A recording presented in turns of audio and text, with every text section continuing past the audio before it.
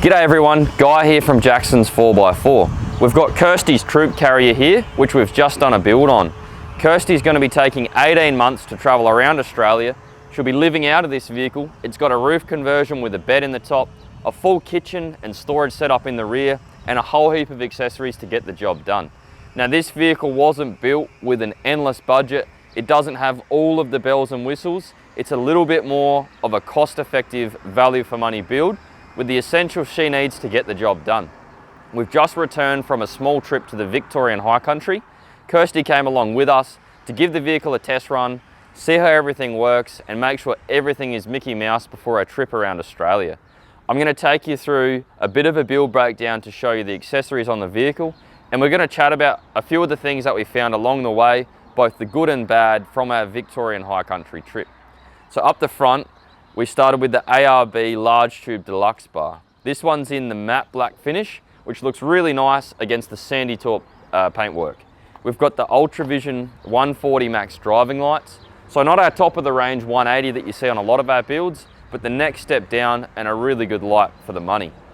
We've got the worn VR-EVO 10,000 pound winch. This one's got the steel cable, which is not as light and easy to work with as the synthetic rope, but it's a bit more cost effective and requires a little bit less maintenance as time goes on. We didn't need to use the winch on this trip for Kirsty, but we've used that winch before and we know they work quite well. Got the ARB bash plate underneath to give ourselves a little bit of radiator protection if need be. We've got the side rails and steps. These are the large tube, the Summit from ARB in the matte black to match up with the ARB bull bar. And on the side step, we've got the Line-X coating. That's something we found to be really useful on the trip. There was a lot of mud, a lot of water, so the aluminium tread plates, when they do get wet, they can become very slippery. That Line-X coating gives ourselves a bit of grip so that you're not going to fall off and do yourself an injury. We got the Safari R-Max snorkel. This was really important on this trip. As I mentioned, it was pretty wet. Over in the high country, you never know what you're going to get with the water crossings. It's always there. Sometimes it's ankle deep, sometimes it's chest deep. It just depends on the season, depends on the tracks, depends on where you go.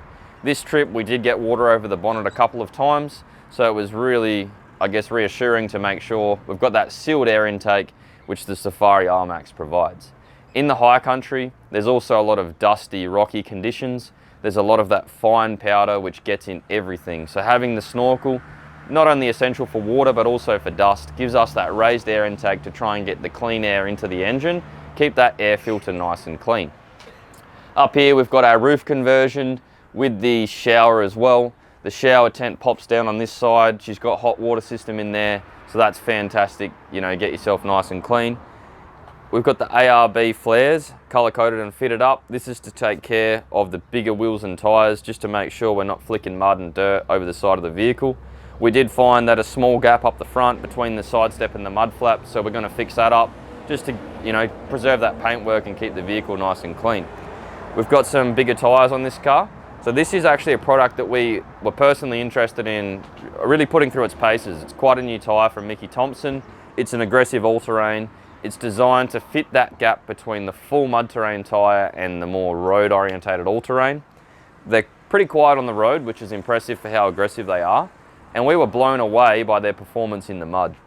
We had 3 vehicles on these tyres during the trip. This one on a 33-inch tyre and 2 others on 35s. We encountered plenty of mud and none of the cars on the all-terrains got stuck, so they were really impressive. These are mounted up to the ROH Assault rims, a really good value for money product.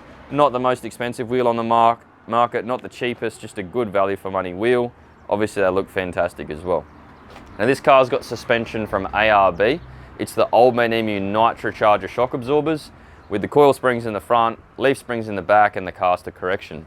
This isn't a coil conversion. It doesn't have really expensive remote res adjustable shocks. It's just a plain straightforward value for money suspension system. And as far as it goes for an essentials tourer, I think it's one of the best products on the market. The OME stuff works great. There's dealers all over the country, so if you ever have a problem, you've got backup and support. But honestly, it handled really well. It carried the weight, you know, it drove nice. I can't fault it, value for money, great option. The one thing we did notice is the track on the rear. This vehicle has the standard diff housing. It doesn't have the track corrected housing that we often fit. Most of the time it's not a problem, especially on road, but you do find certain situations where that track correction does make a big difference. We had a lot of clay and mud where there was 2 wheel track ruts. We found the front axle was really following the ruts nicely, but the rear was sort of switching left to right.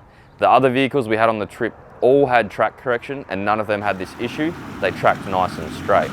The other issue we did find was the leaf springs getting caught up a little bit more on the mud than the coil spring vehicles.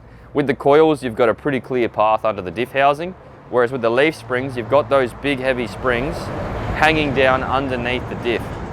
This vehicle didn't get stuck, but the other vehicle we had on leafs did get stuck and needed to be winched out of the same track where the cars with the coil springs did get through. In the rear, we've got a bed up the top. Obviously, on the driver's side, Kirsty's got a full kitchen and pantry set up. It's got a sink, a microwave, and on the left-hand side, we've got a couch with some storage and some cupboards as well. We've wired up an electrical system in there, which has the ARB BMS, 200 amps of Revolution lithium batteries. We've got the Red-Arc inverter, Victron battery protect. All of this powers up all of the electronics in the vehicle, including that microwave, including her induction cooker, all of the lighting, and obviously our power outlets as well. We've got the 270-degree awning up on the roof. That's something that wasn't on for the trip. We've just fitted that one up, but that's going to give her a lot of shade, especially if it's you know, hot or raining or anything like that. Overall, we're pretty happy with the vehicle. One thing that was, I guess, a little bit evitable was the power. The power on this one is all factory. As most of you know, they're a little bit underpowered, especially when you put a bigger tire, add a little bit more weight. So the other vehicles on the trip did have one of our performance packages. We had our performance upgrades as well as our in-house dyno tune, and it definitely was noticed. There's a lot of tracks where the little bit of extra grunt was helpful, but also just on the road over there and back, you know, through the mountains and stuff like that, where she's got to be in and out of gears. The cars with a bit more grunt could just pick a gear and stick with it. So not going to hold her up, not going to be a problem, but just something we noticed that the cars with more power definitely was helpful. Overall, Kirsty was really happy with the vehicle. A couple of minor tweaks to make, mainly with storage in the rear, tidy a few things up, but we think this vehicle's set up excellent. We were really excited to share the experience with Kirsty and have her along on the trip. We can't wait to see photos from her trip when she heads around Australia. If she sends some through, we'll be sure to share them with you guys. But yeah, thanks Kirsty for building the vehicle. Thanks for coming with us. It's been a pleasure. And guys, if you like this video, make sure you subscribe to our channel, like the video, turn on the notifications, and keep your eyes peeled for the next video we post.